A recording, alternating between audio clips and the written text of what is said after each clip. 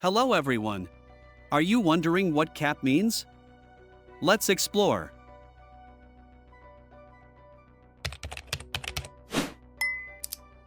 Cap is a slang term used to indicate lying or exaggeration.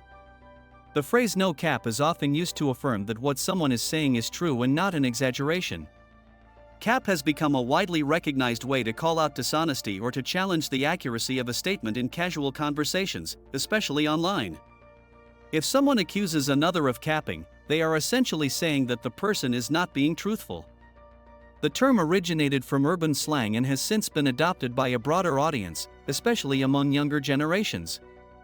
In essence, cap is all about honesty, or the lack thereof, and is used to keep conversations grounded in truth. Please like the video and leave a comment to support my job. Thank you for watching and see you later.